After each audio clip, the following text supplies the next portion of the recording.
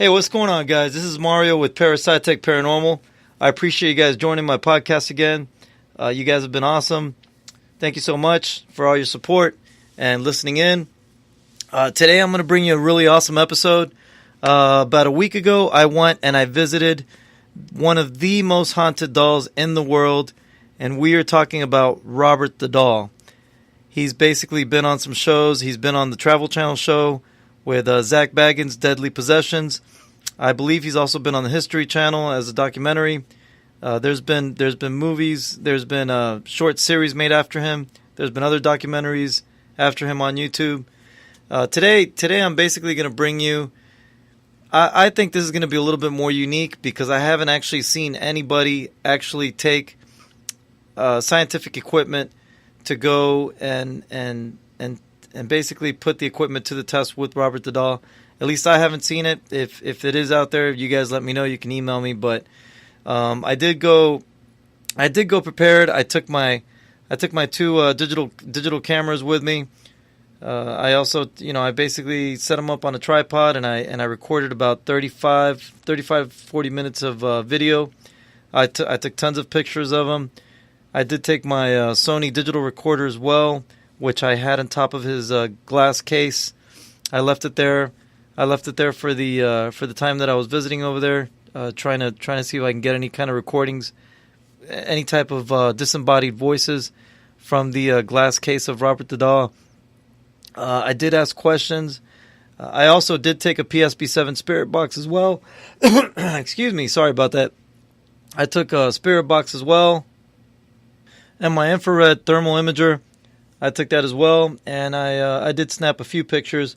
And I tried recording a little bit around the case to see if I can get anything.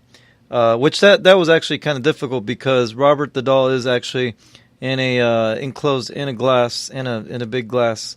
It looks like a box. It's a big case, but for whatever reason, it wasn't really easy to get any kind of readings off of him behind the glass case. As far as thermal imaging goes, I saw a little bit of fluctuation in temperature, but nothing really huge. Nothing really that caught my attention.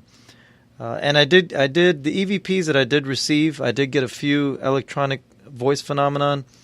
I did catch a few tidbits of some voices that were completely out of sync with any other conversation or any other noise that was going on in the room. Definitely, I've got probably about 3 of them that I've got one that I could say it is a Class A EVP, and I will definitely share that with you guys. One of those EVPs actually caused me to get some major goosebumps. And it was very creepy, very out of place, and you can definitely tell it almost sounds like a male voice that was there with us. And one of them actually kind of freaked me out because right when I was asking, I was speaking with my brother who was there with me, and I was telling him, I was like, you know what, you think I should put that digital recorder on top of the glass case?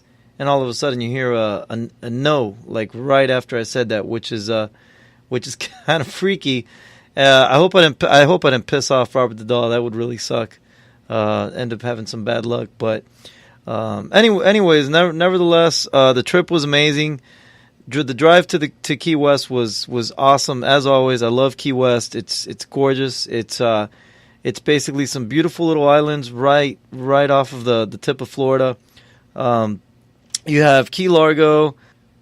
Then there's Tavernier. Then there's Isla Morada, Layton, Duck Key, Marathon, Pine Key, and then you have Key West. So basically it's a long stretch if you look at the map right off the tip of Florida. There is several little islands, and basically they're all attached by these awesome bridges that you go through. And the last key would be Key West, which is where Robert the Doll is located in a museum in there. It's called the Martello Museum, and also that place is also it's full of history. The Martello Museum used to be a fort for the Union during the Civil War. That fort was built, and it's a pretty awesome fort. It's like super. The walls are like so thick. It's I would say it's probably about 5 or 6 feet thick, and it's all brick. It's all mason and brick, and I mean, even my brother was kind of amazed. He was there with me, and he was amazed at how thick those walls were. But they're probably made like that. I'm assuming is just to resist any type of ballistic blast from the enemy. So Robert the Doll is definitely kept in a very safe environment. I got to speak for a little while with one of the caretakers that opens up the museum and shuts it down at night, and he told me a few different stories of Robert the Doll. He did tell me, I'll jump right to it. He did tell me this one story.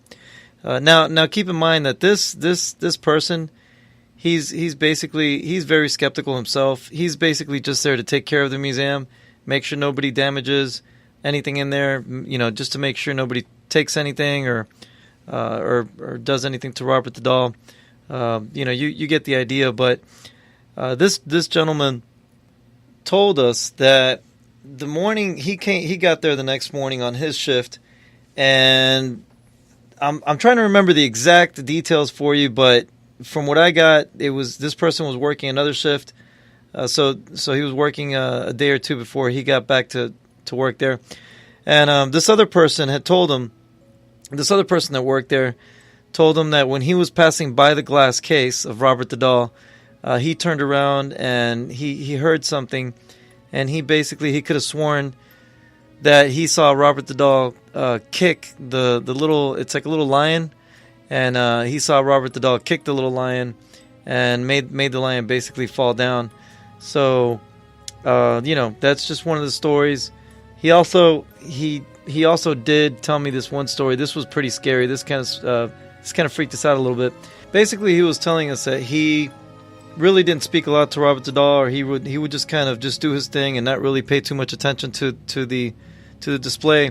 But this one night, for whatever reason, he was, and I guess he was passing by the doll, and he basically told the doll, good night, Robert. Good night, Robert. I'm going to be closing down. So after he said good night to Robert, he went to go walk out the door, and he explained that the door, no matter what he did, he was not able to open up the door. The door was completely shut tight. He made sure that the lock was off of it, and for whatever reason, the door just would not open up. He said he started pulling on the door. He started kicking the door. He kicked it. The gentleman told me he kicked it so hard that he made the plates fall off, and he ended up breaking part of the door and the I guess the door, just the door assembly or whatever. So that goes to show you something is definitely there. For whatever reason, because he said goodnight to Robert, I guess, didn't want him to leave the building. I guess maybe whatever spirit resides there or possesses Robert likes the company and didn't like that the worker had said goodnight to him. So after that, he said he never said goodnight to Robert the Doll again. And you can't blame him. So he said from now on, after that, he basically would just close shop and not say anything. So those are just, I think there was one other story, but that's basically, I was having a conversation with him. My brother and my brother's wife, they were ready to go, so I kind of had to lickety split out of there.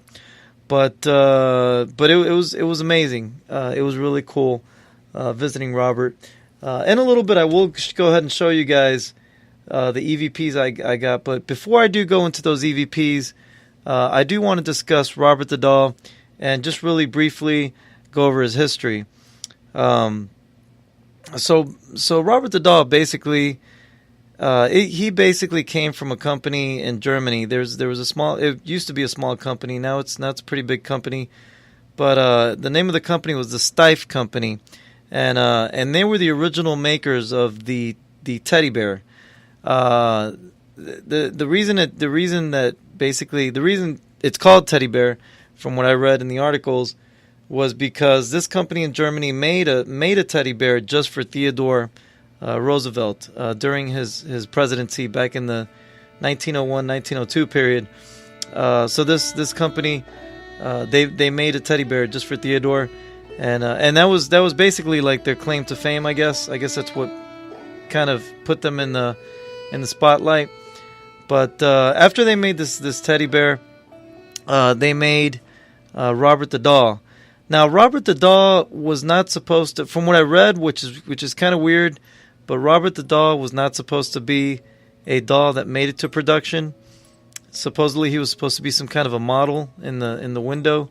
I guess maybe just displaying the craftsmanship of the company. But Robert the doll was not supposed to be in production, and it does make sense because if you go around and you look, especially now with the internet, you really don't see any Robert the dolls. I mean, at least I haven't seen any, other than the one that's at the Martello Museum. So, very interesting. So he was basically produced by this company called the Stife Company. There was a family that went over there. It was husband and wife, and this husband and wife were the parents of a child. His name was Robert Eugene Otto. Robert Eugene Otto lived in a house. The family lived in a house in Key West, Florida, and the parents were, I guess, they were wealthy and pretty well off. So they would take these trips once in a while, and when they were over there, they, somehow they were able to purchase this doll, and they brought the doll back to they brought the doll back to Robert Eugene Otto. When Robert got the doll, he grew a very big attachment to this doll. He became very attached to him. He basically wouldn't let him go. He would, everywhere he went, he would take the doll with him, whether it was a pool, the beach, anywhere he went with his parents. He brought this doll with him, to the point where his mom made a uniform. It was a really nice white navy uniform with blue stripes and a second-class petty officer emblem on the shoulder. That did catch my attention right away. Coming from the Navy, I did serve in the Navy back in the 90s. So when I did see that, that did catch my attention. I'm really not sure, and I'm sorry guys, I really didn't research to see if the father of Robert Eugene Otto did serve in the Navy. He may have served in the Navy when he was younger, and for whatever reason, that influences his child, Robert Eugene, to like that. So they made a uniform for this doll, and also keep in mind this doll is about, when I went to go see him, he's about 3 feet. He's about 3 feet tall, so he's almost lifelike. It almost looks like the size of the perfect size of a child. So it's very creepy. It's a 3-foot doll with the Navy uniform, and it's supposed to be a replica of also what the child would wear as well. So Robert Eugene Otto and the doll basically matched with their clothes. I guess he occasionally would wear that, and maybe he would take the doll with him. But that shows the attachment he had with this doll. Not only that, they also put he had his own chair. His parents bought the doll a small chair which sat in Robert Eugene Otto's room, and then the doll would basically sit in his chair in his room. So very creepy type of attachment there with the doll. Now, as far as the hauntings go, from the different articles I've read and from the things I've basically cut and pasted together from all the information I've gathered of Robert the doll, things basically started mainly happening when there was a Bahamian. She was a nanny. She was Robert Eugene Otto's nanny, and she was very close to Robert Eugene Otto as he was a child. She helped raise him. I guess the parents would probably take trips sometimes, and the nanny would stay with Robert or whenever they were working. So there was this nanny. She was from the Bahamas, and it's not really clear. Unfortunately, that little detail, it's not really clear, and I'm sure it's also because of, back in those days, everything was very hush-hush when it came to, any type of affairs or anything like that going on with a family, especially if it was a family that had money. I'm pretty sure they covered this up, but Robert Eugene Otto's father, supposedly there was suspicion that he may have been having an affair with the nanny from the Bahamas, and basically what happened was, that was very frowned upon. But his wife basically caught a whiff of that, and she basically, she suspected this was going on. Once she did suspect this, they basically got the poor nanny, and they threw her in the back of the house in a shack, which is probably as big as just roughly, so you'll get an idea how big this shack was. I would say it's probably about maybe about 5 feet long, about 5 feet square around, and about probably about 6 or 7 feet tall. But it's just the shack was probably comfortable enough for only like 2 or 3 people to actually stand up in there and not really do much. So very, very horrible living conditions that this lady was put in towards the end of her term as a nanny / maid over there. Basically, I mean, you can't blame the wife for being jealous, but that's a little crazy. That's a little above and beyond. Just violating a human, just the human rights of somebody. But anyways, so this maid, basically, story goes is that she was very close to Robert Eugene Odo. She grew a very strong bond with him.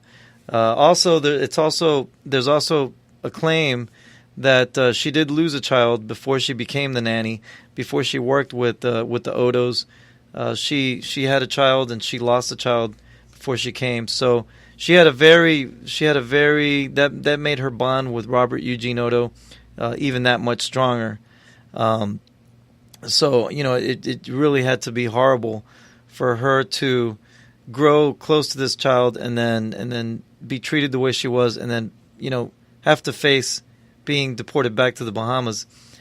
So basically, with all that said, during this time, the parents, for whatever reason, I think they left with Robert Eugene Odo to go do something, to go on some kind of trip, and they left for a couple days, and then when they had come back from the trip, they basically caught the nanny in a ritual, and the doll was basically there, and she was performing a witchcraft ritual, better known as Santeria.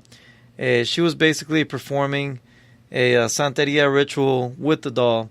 For those of you who aren't familiar with what Santeria is, it's basically an African. It originated from West Africa, from the Yoruba tribe, or Yoruba tribe, but it basically came from a tribe in West Africa, and it was brought over to the island of Cuba. This was during the a lot of the slave trade that was going on. I guess Africans, they basically were practicing their own religion in Cuba, and it kind of intertwined a little bit with Catholicism, with the Catholic religion. If you look at Santeria, it's basically they basically worship. It's the worship of saints, and they go really the extra mile to worship the saints. So I can't really say. I don't really know too much about it. I know I have had relatives back when I was younger. I used to know relatives of mine that were actually practicing that religion. I never got into it. I thought it was kind of it was crazy for me. I went to one of the rituals one time, and it was kind of it was pretty scary. It was pretty scary, but it's basically just from what I've gathered, it's basically it's very similar to voodoo, and it's a lot like voodoo, but dealing with the saints and with the spirits. So this maid, she knew that she was going to be deported back to the Bahamas. She was very upset. She had a big attachment with Robert Eugene Odo. So story goes that she put a curse, so to speak, on the doll, but it was more of I think what she really was trying to do is put more of a protection type of curse on the doll, so that way he could protect Robert Eugene Odo since she was going to be gone. Whatever spirit she invoked, whatever she basically, whatever she cast onto the doll, that basically it caused a lot of problems for a while with the family.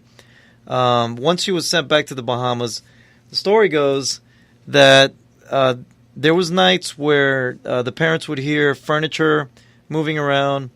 Things would be turned upside down. A bunch of things would happen late at night. When they would go to Robert Eugene Oto's room, the boy would be basically sleeping, sound asleep, and the doll would just be sitting in his chair, basically facing the child with a very eerie look. So the story goes is that they would wake up Robert Eugene when these things would happen. They would wake him up from his sleep, and when he would wake up, he would be very puzzled and in shock at the mess that would be made in his room, and he would basically let his parents know that it wasn't him, that if that happened, that it had to be the doll. I guess there was several attempts to try to tell the parents that the doll was moving things around, the doll was doing different things, but at the same time, he had such a strong bond with the doll that the doll was like his friend. So I guess for whatever reason he didn't want to get rid of it. That was very that was just it's just a very, if you put two and two together, definitely something is going on there. So finally, the parents, there was a time when the parents finally got this doll. They got sick and tired of it, and they put it up in the attic. They shut the attic, and they kept him up there with his chair. So the doll was kept up there. And then there's reports of children that would on the way to school, walking down the sidewalk. There was several different claims. People would see everything from Robert dancing around up there. They would also sometimes they would see Robert glancing through the window of the attic, looking down at the kids. There was also, times where they would see him doing somersaults and spinning around up there. Extremely creepy, creep factor, with this doll. So, I mean, it definitely sounds like there's some kind of possession going on there. It does continue, guys. There is, Robert Eugene Oto basically, when he became an adult, he moved away from Key West for a little while. He met a woman. He got married to her. And he returned back to the original house in the Keys. He did come back to his house in Key West with his wife, and he started hanging out with the doll again. So why the hell he did that, I don't know. But if you go to Key West and you talk to people who know the history of Robert the Doll, everybody will tell you that he was seen with the doll walking up and down the street. There's pictures of him, newspaper articles of Robert Eugene Oto being seen walking up and down the sidewalk while he was married in his adulthood, walking up and down the street with this doll, and he would be seen talking to him sometimes. So, you could also rule out mental health issues. That I'm not going to sit here and say that that's not possible. That definitely is a possibility as well. But maybe he could have gone crazy because the doll made him go crazy. His maid was seen when he was a child. His maid was seen doing a ritual over the doll. So definitely there's a chance that the doll was possessed, and eventually Robert, maybe just kind of just got a little bit on the insane side with this doll. But anyways, there's a lot to this doll. There were several different owners. I think there was 2 different owners that had Robert before he finally made it to the museum. One lady that had Robert ended up getting very ill, very sick while she was taking care of him. It did go over to another person, and then that person finally decided that she would prefer the museum to take over the doll, which I think was the smartest thing. So if you go to the Martello Museum, it's called the Martello Museum. It's off Key West. You can see Robert the Doll. He's there for display. It's not really that expensive to get in there. I think it's about $26 to get in, around there. Really worth it. Definitely worth it. I would definitely do it again some other time. But next time I do it, I would probably like to find out what I have to do a lockdown with Robert late at night. Now they do have a haunted tour that'll take you there late at night. I think you only have just a few minutes to spend around Robert the Doll before you have to go somewhere else. But I wanted to have more of a one-on-one, just a one-on-one, just sitting there for as long as I wanted to. So I did that during the daytime, which is pretty cool. I'm gonna go ahead and show you guys real quick some recordings I got. Let me go ahead and see if I can get them here for you. Just give me 1 second here.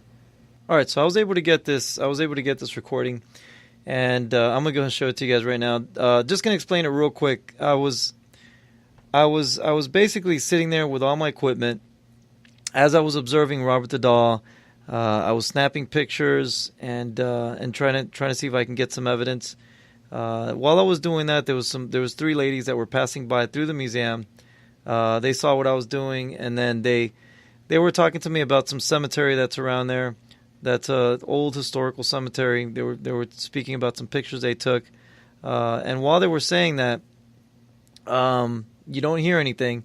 As soon as they start talking about Robert the Doll, that's when you hear this EVP, this disembodied voice come through my recorder. So I'm not going to tell you anything yet. I'm going to let you hear it first, and then I'm going to tell you what I think it could be. So here it is.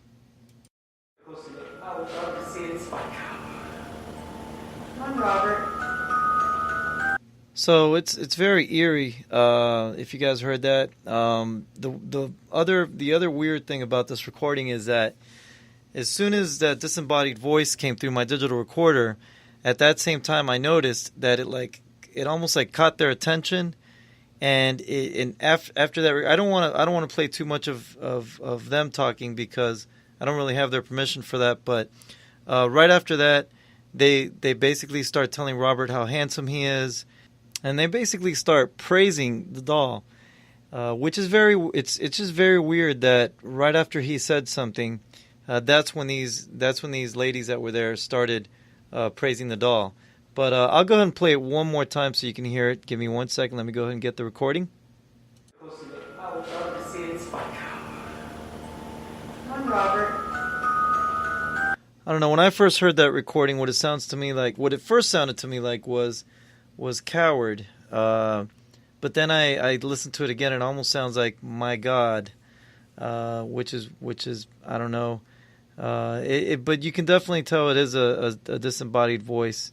I'm going to go through, I have another one. Actually, the one I'm going to play for you now is the one where I was speaking with my brother, and I was telling my brother what he thought about me putting the digital recorder on top of the glass case. Listen very closely. This one I'm not trying to print this in your brain, but if I don't tell you, you're going to miss it. But right when I was talking about putting the digital recorder on the glass case, right after I say that, you hear a no. Right after I say that. So I'm gonna play it for you guys. Let me grab it. I wonder if I can put this on top of the glass case. Please do not touch or put anything on top of the display. Okay. All right, guys. Hey, listen, I actually cut into this podcast real quick. I just want to say, I know I said my brother was there, but 110% that was not his voice whatsoever. It not only does it not sound like his voice, it sounds like robotic. And also it was in the very, very low frequency, which I had to re-listen to it at least 20, 30 times before I could clearly hear it. So definitely, by any means, it was not my brother. It was a disembodied voice that did not want me to record it. And I did put my digital recorder on top of the case, and it stayed there for about 30, 40 minutes. So just wanted to get that clear. All right, on with the show. So I'm not sure if you guys heard that. Now I am going to go ahead and play it back for you guys. This time I'm going to slow it down and I'm going to stretch it. And if you pay attention very closely, right when I'm mentioning of putting my digital recorder on top of the case, you'll hear a no, which comes almost right after I was speaking about putting it on top of the case. Just listen to it closely. I'm going to go ahead and stretch it out for you guys. I wonder if I can put this on top of the glass case. Please do not touch or put anything on top. So I'm not sure if you guys caught that again, but I can hear it. I guess because I know where it's at, and I've listened to it a million times already. But for some reason, it's very interesting that spirits, when they decide to say something, it's almost like they already know what you're going to say before you say it. It almost finished my sentence. It barely even let me finish when I was saying I was going to put something on the glass case. But then again, it could have been it was probably being protective of anything coming near it, which also leads me to believe, why were things so quiet when I was there? I videotaped probably about 45 minutes worth of video recording, as well as pictures, and it's so weird. I really wasn't able to catch the Holy Grail of any type of spiritual evidence. It leads me to believe that whatever was there was being very reserved, very, very reserved, hiding in its, hiding in whatever realm it's in. At the same time, it could have been guarding. It could have been guarding the doll of, the doll, the Robert the doll. Very strange, but I was able to catch it on digital recording, so he wasn't able to hide all that well. I did catch him a little bit. So I'm glad I was able to share that with you guys. Now, this is the first part. I'm going to have another part, a second part to my podcast, because there is so much to go over with Robert the Doll. I am going to go over a little bit more of my audio evidence, and if I do catch anything else, it's going to be in my next recording. Again, thank you guys for listening. It was great sharing the stories of Robert the Doll with you. It's amazing. This doll is great. It's just, full of rich history. Super cool. Its location is a gorgeous location over there in the fort in Key West. Please check it out if you guys ever have a chance. There's so much to see over there too. It's not just Robert the Doll. All over Key West, you have all kinds of things you can look at.